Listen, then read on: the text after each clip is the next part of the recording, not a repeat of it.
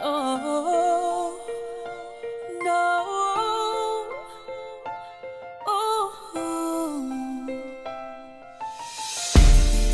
Gave you the benefit of the doubt till you show me what you were about. Your true colors came out. Oh, and your words couldn't hide the sin. 'Cause the truth about where you've been is in a fragrance I can't recognize. Just standing there, scratching your head, bloodshot eyes, drunk with regret. Over the edge, I'm done with this, feeling like an idiot.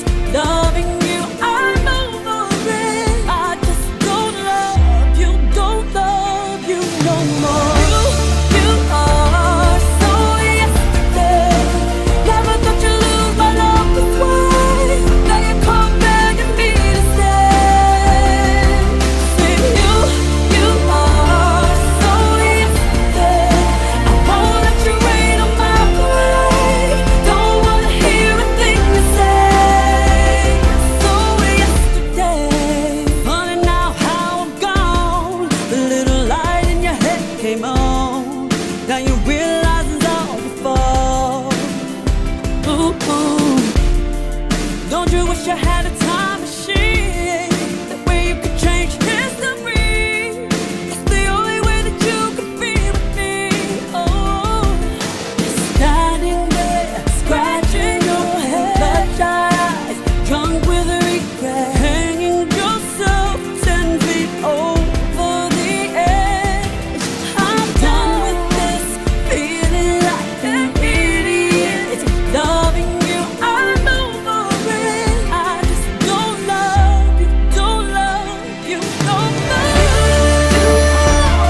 So yesterday, never thought you'd lose my love this way. Now you come begging me to stay. Honey, you are so yesterday. I won't let you rain on my parade. Don't wanna hear a thing you say. So yesterday, and now you wanna reminisce. You say you wanna try again. It started with a little kid. We can't even no. Now I never wanna see you, never wanna feel you, never wanna hear you. I don't love you, don't need you, can't stand you no more. So yesterday, oh no, I won't stay. Baby, you so yesterday. Don't wanna hear a thing you say. You are so yesterday. So yesterday.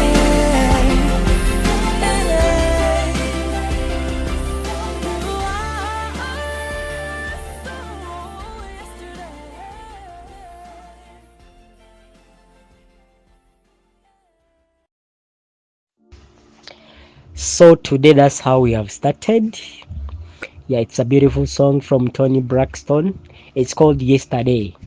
It has opened us our show in 2025. You people, how are you doing? How is your 2025 so far? This is our first show in 2025. Like we promised you last year, we are going to come back, when we are hot. We are hot like heat, or heat like heat, or like heat, or something like that. Over that's how they say. But anyway, this is the Movie Zone podcast 256. Home FM is within me so much. But this is the Movie Zone podcast 256, aspiring visual talents. Those people who have not yet followed us on our social media platforms, kindly follow us on Twitter, the Movies on Podcast 256, Instagram, Movies on Podcast 256, then Facebook, Movies on Podcast 256, then TikTok, Movies on Podcast 256. We are here to inspire new talents, to inspire talents. We are aspiring talents. We are inspiring them as well. So, you guys, how are you doing? This is March. The year is running rapidly, but regardless, you have to move. It has been too much sunshine. There have been too much sunshine of late, but I think the sunshine hasn't been shining in your pockets as well. But thank God we have received some kind of rain in some parts of Uganda, though people have been crying with the rain that has been coming up, it has been destructive, but regardless, we move. This is your host Chimba Derek Alexander, and it is just 7 minutes past 9 p.m. We are here for you today. I have a guest. She's going to talk about herself. Yeah, they say luwale w'omulamu tasamirirwa. She's going to talk about herself. Our guest, you're welcome at the Movies on Podcast 256. When did you, like you've said, you're a filmmaker, you're a producer? Did you just wake up in the early in the morning and be like, let me produce film, or let me be a filmmaker? Or how did you build this all along? My journey with film, how it started. Well, okay. My journey with film started when I was young, captivated by villain characters to be specific. That was around my P5, P6, if I'm not mistaken, around my P5, P6. But of course, that didn't light the fire in me. So that drives us to my senior four. It's where I think all this started. Uh, Me wanting to get into movies, or let's say acting to be specific. So we used to be having MDD, and me and my clique, I mean my clique I mean my friends, my other gangs, we didn't want to take part. Yeah, because we felt like MDD, those kind of things should be done by form laws and so on, you understand. So we decided to do what, to escape from school. So in the middle of us escaping, some had already jumped the fence, and I was in the middle of escaping, like one leg out, one leg in school. And hey, that is when the HM found us, man. Hey. So we had like two options. Yeah, of course we were taken to his office and we were questioned. So he gave us two options. Remember, we were in Form 4. So he gave us two options.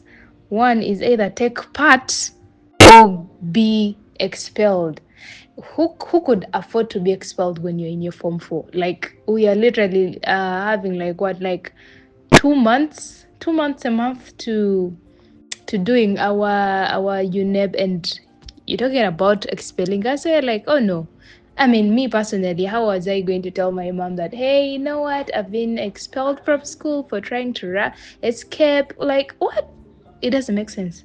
And given the fact that my mom was nowadays, she's no longer, I don't know why, but given the fact that my mom was a strict parent, there is no way you would go back home and then tell her, I have been expelled. What? You want to die? So basically, I was like, sir, I think we are going to take the option of joining MDD. So Mnange, I joined my respective house, because we had respective houses, of course. Mine, I remember, was it? Wait, was what? Makombi, about what? How it was? I don't even remember right now. So I joined my respective house, and to find the guys in my house, they didn't have a play. All they had was a song, a focus song. They're busy dancing and all that. I was like, okay, I'll take part. I was like, let me write. So when I wrote the script, I didn't expect myself to act. until like everyone was taking parts that they wish or they want to do, and there was that one part that was left, and then everyone was looking at me like no one wanted to do that part. Apparently it was a character who was a player, a girl character was a player, had a sugar daddy and a boyfriend. You remember in schools we'd be acting about AIDS, HIV, how you acquire that, and ABCD about PSA. So basically that was the what? That was the theme of that day. So Munange, my fellow friends didn't want to take that part. So I was like, okay, hell, why not? I mean, I took that part. I acted that part because I knew my parents are not going to come. They're not the funds of coming to school because of MDD and stuff. Yeah. So I took part. I took that part and I was like, yeah, no worries, I'm going to do it. So in the middle of me acting it, my dress, because we were acting in layers, like outside clothes, non-uniform clothes, of course. So as I was dancing, I was wearing like a dress and a legging. So my dress had a zipper in front, you know, such kind of dresses that have zippers in front from up to down. So as I was dancing on stage, and then my I don't know how my zip unzipped, and Lord knows. So Monange, I wasn't bothered. I wasn't bothered by the fact that my dress is unzipped. I just continued doing whatever I'm supposed to be doing. And then after I zipped it up, I went off the stage and everyone was like, okay. So as I got done and my other peers, we went off the stage, everyone got back to their own business, and well, the show went on. So as I was still chilling with my gang, and then some kid came calling me, oh Shamirah, they're calling you. The HF was like, oh my god, this guy said he had forgiven us, and now what is the problem? So Munange, when I went back to the stage, they were announcing me as the best what? As the best actress of that year, 2024. Yeah, 2024, the best actress of that year. Not 2024, sorry, it's 2014. Yeah, 2014. They were announcing me as the best actress. I was so shocked. I was like, oh, okay. I mean, I didn't see that coming. So yeah, I think that is when it all started, and I got like actually involved in acting. And yeah, I think that's when I fell in love, because I was like, okay, you get rewarded when you get to be the best actor. And matter of fact, even my story that I wrote for the play, my play that I wrote, it was the best play of the year, by the way. So I killed I killed two birds with one stone. Getting what? Oh yeah.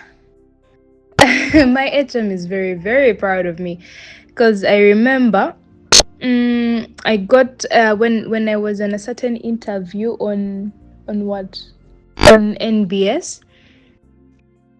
After he called me, because we are in there is a certain group that we share, OBs and OGs.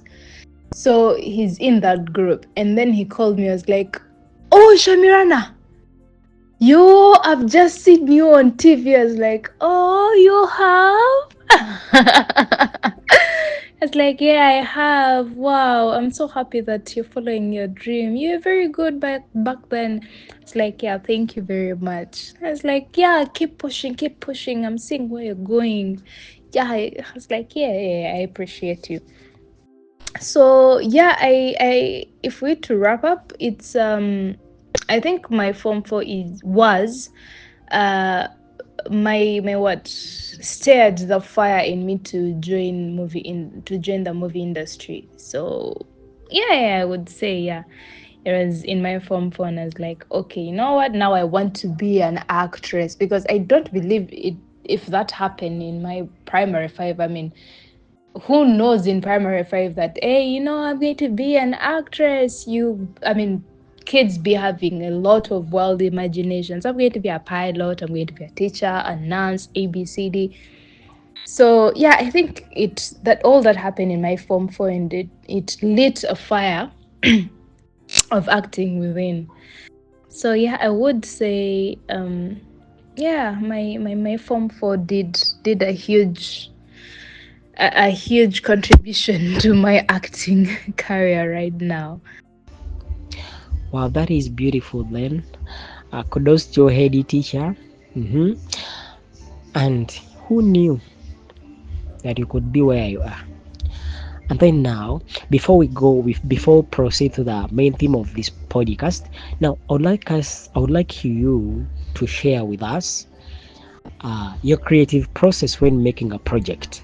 Like you're a filmmaker, you have made films. So what is that process you follow when making a project? Ah, that's a tricky question, but well, my creative process begins with I don't have a specific process, first of all, but I would love to say my creative process begins with just an idea. When I get an idea, I jot it down, just that I do not, just in case I don't forget it, because as human beings, okay, I'm going to speak on my behalf. As me, I tend to forget a lot, so I write things down just in case. So when in case I'm trying to recall something, I just look through my scrapbook. I call it a scrapbook because it has a lot of um it has a lot of stuff in it. Yeah, that's why I call it a scrapbook. However, mm, if I get an idea, I write it down.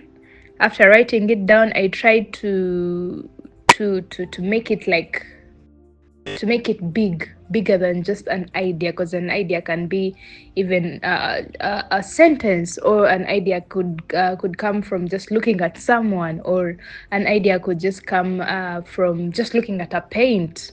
You understand? So, excuse me. After me getting an idea, I write it down. I develop it to make it a story form, and then after that, I outline everything. After outlining, if I'm supposed to do research, then I do it. Given the fact, like what Lama with Lama, I needed to do a lot of research, like to get my facts right. What else? What else? Yeah, after that I start scripting it down. Yeah. And then I call my friends. My friends, I love to call them friends, not colleagues.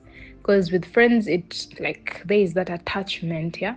So I call my friends. I have a name. I call them the above the line, the first five, those that I feel like, okay, this one and this one and this one, they can't share my story. And then I lay the script to them. They read through. If they like it, they like it. If they have suggestions, they well, they tell me where I should or where I shouldn't change.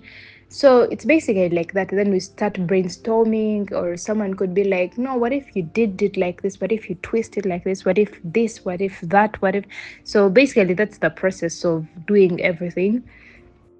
So all I have from brainstorming to well, that's still in pre-production. From brainstorming to looking for locations, looking for equipments and all that kind. And yeah, then that is when we get to the casts, the actors and actresses. We get on board, we start looking out for people who are suitable for these characters. Yeah. And then voila, we start shooting. After shooting, then post production, and yeah, we start brainstorming again, how we want it out, how this, how that, and here we are. That's my process. Okay, so thank you for that elaborative process. I think it's a nice one. So whoever filmmaker, I think those one who are aspiring to be filmmakers, those are emerging. I think this is a beautiful thing that you should follow as well when you also doing your project. So you've mentioned about something, and that is the theme of the show. You mentioned about llama. Llama. Tell us about llama. Who is Lama? Lama is a person. Lama is. What do you mean by Lama? Who is Lama? What is Lama?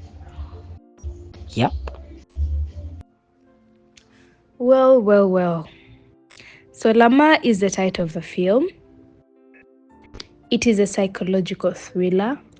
I know in Uganda we've so far not yet had a psychological thriller. This is going to be the first psychological thriller. And it's about a father's wicked love for his daughter that turns into madness. His daughter becomes the target. So it's a question that is laid upon, will the daughter outsmart the dad, or will she be a victim of his what? Twisted games. Yeah. And the themes that are tackled in this Lama movie are gender based violence and mental health. Yeah, that is what Lama is about. Yeah, like like yeah, you're right. Apparently, I haven't seen any Ugandan psychological thriller yet. Let us wait from Lama.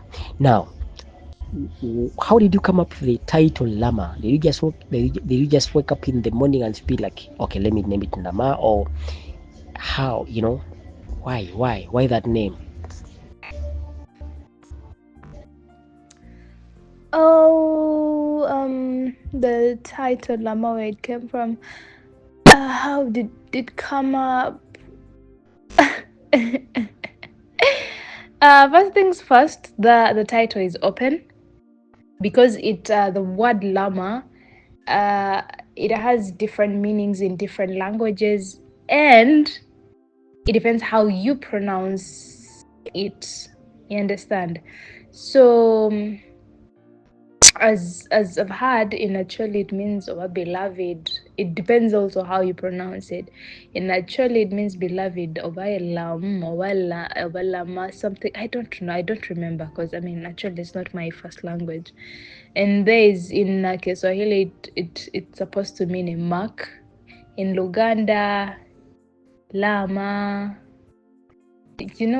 about someone who is going to die and then they leave you things and then something like that. I don't know if I'm making sense, but something like that. You might find guy in look bar it means something different, in ite sort it means something different. So something like that. So the name, we didn't it's not like we sat and came up with the word Lama. We already had a title, but given the fact that we are a group of 5 and the 4 did not agree with the title, so we're like, okay, let's go with this title. No, that one is that's a no title, let's go with this one.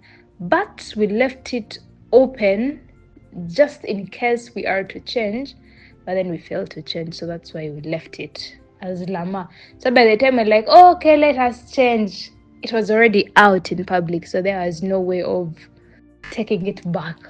Yet now the public knows Lama, so you can't change to another thingy, another title. So all in all, I'm going to say Lama is an open title.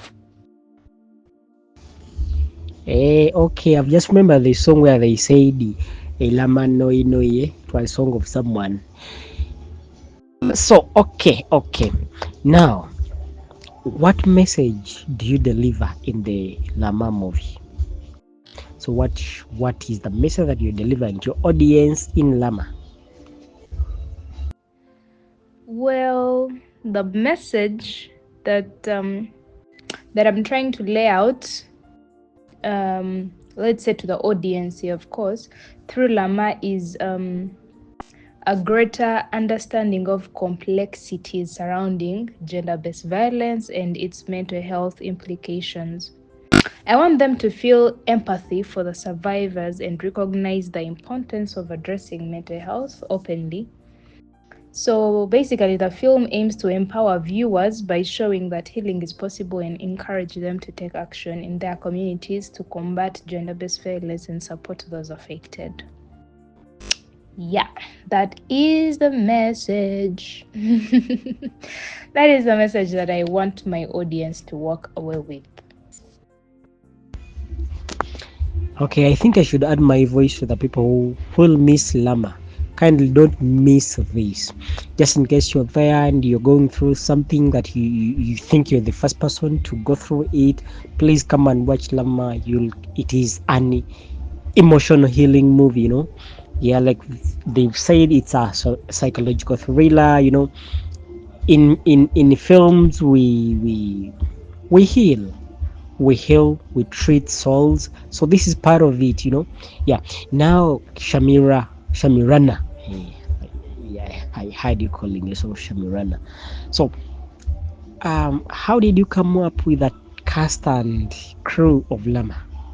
I mean, specifically with cast. Some filmmakers do auditioning. Did you audition for Lama, or how did you come up with a cast? Oh, yes, you heard me right. I am Shamirah. I didn't do a lot in that sector of coming up with characters. However, my above the line mates did the calling, so I am not going to say a lot about that. No, I I barely did any work there. Yeah.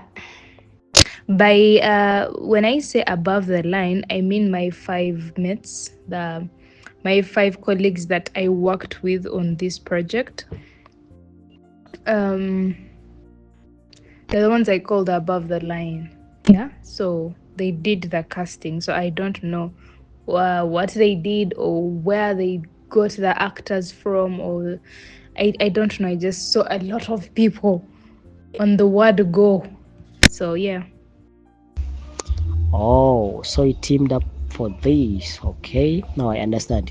Now, my another question is, we always face a lot of challenges on set. Sets have problems. Those people even can't imagine. They just watch things on screen and be like, oh, but you know, people toil to bring up that thing. So, what are some of the challenges that you faced when you were working on this project, and how did you come? How did you know? How did you?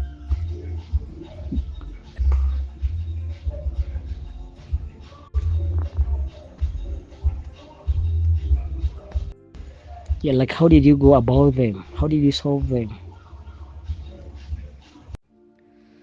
So challenges. Challenges I faced on the production, just like any production, yeah. I think we all face the same challenges. However, personally, as a producer, um, I faced the challenge of working on a very, very, very tight budget. Yeah. Yet you have to get all things done. You have, you are working on a tight budget, and you're supposed to get this done, that done, this done, that done, literally everything done. You understand? And remember, there are certain things that just come abruptly on set. So, and then you're supposed to cover for them. You're the producer. I mean, duh. But yeah, as a producer, I faced that. hmm Um, I also faced a challenge of redoing certain scenes. Yeah, like you people be working, and you feel and you think that okay, everything is done. So yeah, whoo, thank God. And when you're in editing, oh my God, that is when you get to know that, oh, scene 13 is going to be reshot. Scene 24, scene 26, you're going to redo them. And that also is a challenge, and it's very costly because, I mean, as you're working, you didn't budget for that. Another challenge as a producer is looking for funds. It's a piece of work. Jesus Christ, it is a piece of work. Whew. A challenge that I faced as a writer, so as a writer, a challenge that I faced is, or are, you become emotionally overwhelmed. Yeah, given the fact that you write, yeah, you write what you're feeling and you're supposed to feel for each character. Yeah, that alone exhausts you more than someone who has walked, let me say, maybe from Kampala to maybe Spear Motors or Nakawa. It is so exhausting. For people who are weak-hearted, you might end up having a therapist because and and it also can, as a writer, you get psychological ruined depending on the genre you're writing. Let's say a thriller, yo, all the scenarios, everything happening, the villain and then the protagonist and the antagonist all clashing, maybe in a very dangerous manner. You feel like, it's draining your entire being. And ooh, trust me, you after I was done, because I mean, I am the writer of Lama. So by the time I was done with writing, because it took me like an entire year to write Lama.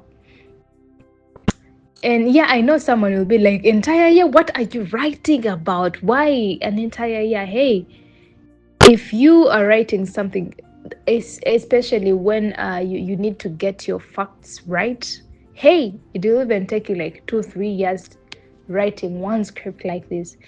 So personally, it really drained me because I felt like, right now, like 2 minutes, I'm the protagonist. Then the next 2 minutes, I am the antagonist. Then the next minute, I am the supporting lead. Then the next minute, I am this extra. The next minute, so you in and out of each character. That is really, really exhausting. As an actress, personally, one of the challenges is getting into a certain character and emotions ASAP. Yeah. If at all it's not one of your traits in reality, it's really challenging. Let's say, personally, I'm not a person you could find to cry. I am not a crying person. Yeah. It's really, really, really, really hard to get my tears. But hey, here I was crying in Lama. And guess what? It was challenging. It was challenging because, to get myself all together. Yeah, I know if there are people who'll be like, yeah, crying is very easy. Just a blink of an eye, and oh my god, I have tears rolling, and oh my god. Hey, acting is also not very. It's something that is, I don't know. It's also, it has its own piece, which is So basically, yeah, we had other challenges of maybe when we are working, then electricity goes, when maybe we are working and then it rained. Woo, and you have to pause. Remember, the English saying, time is money. So the more the more you pause or you hold, that's more money to be spent. So my dear, there are a lot of challenges, but hey, thank God Lama is done. Yeah, thankfully, Lama is here now. Yeah, from your conversation, maybe one day, one time, I'll get. We shall have a conversation and we talk about a person being a director and an actor in the same movie. You know, yeah, I want to, I've seen some movies, I was I was wondering how can someone be a director and an actor in the same movie until I watched Jack Chan's film. Sometimes he's the director and the same time he's the movie acting. Yeah, but I I don't know. I want to maybe we shall get time and talk about that. Yeah, sometime. Now my question is, um, when is Lama? Where is Lama? And how much are the tickets? Yeah. Yes, that will be a story for another day. Meanwhile, Lama is going to premiere on the 18th of April. It's going to be a Good Friday, 2025, at Century Cinemax, Areda Mall, Zambia, 5 p.m. And the tickets go for 30,000 ordinary and 50,000 VIP. Yeah. So you have heard how well. 18th April, Arena Mall in Zambia. Tickets go from 30K to 50K. Let's be there and support our industry. Let's enjoy. Let's come and enjoy as we learn. You know, this is the movie. This is I mean, this is the movie. This is one of its kind. Eh? Lastly, Shamira.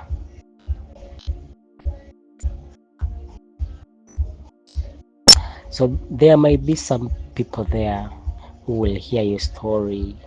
There's some young people there who would like to be filmmakers, who would like to be actresses, who would like to be um, directors, who would like to be, producers. So what message do you give to such people, to such souls who want to be like you or who want to join the industry? Oh, it's such a cute thing that there are people who would want to be like me. And the message that I want to tell them or leave them is run. Run.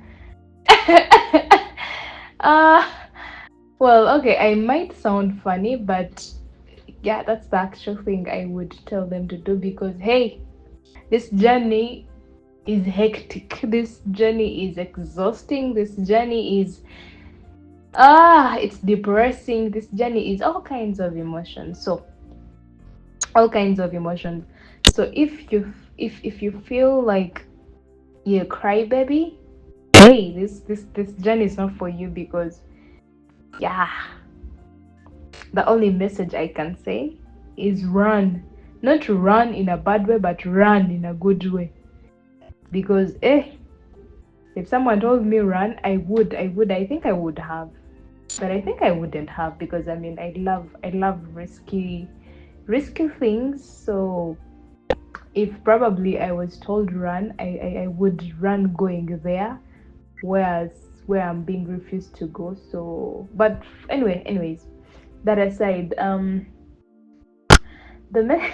the message I would tell maybe the youngsters or anyone is you shouldn't get tired. Yeah, I know it's exhausting. You'll feel disappointed at one time, but hey, regardless, we move. Keep the spirit. Yeah, you'll get through the tunnel. Run. Okay, you people, Shamira is telling you that if you want to be like her, you run. But I don't mean she means running away. I think she means run towards. But anyway, yeah, you have the message afterwards. Yeah, this journey is not for the weak. If you're there and you cry, baby, hey, you run. Actually, you be the first person to run. Run after, you know, not run after, run away. Yeah, but you have the message. If you want to cry, baby, you've had the message. Yeah. So Shamila, it has been a blessing having you around. Thank you for honoring our invitation and talking to us, the Movies on Podcast 256. Aspiring visual talents. Yep, aspiring visual talents. And yeah, you can share with us your social so that people can follow you, yeah, as we wind up. And yeah. Okay. My socials, my personal socials go as on Instagram I use Shamirah Mirrors. On TikTok I use Shamirah Mirrors still. And yeah, I'm not on Facebook. Um yeah, I think those are the socials that I have. And my business socials I use Men Studios on Facebook. On Instagram, I use Men Studios 97. On Twitter, I use, or X, it's now called X, I use at Men Studios 97. On YouTube, I use Men Studios 97. Yeah, for any business. For any business, they could email on at sorry, or for any business they can email me on menstudios97 at gmail.com. It's been a pleasure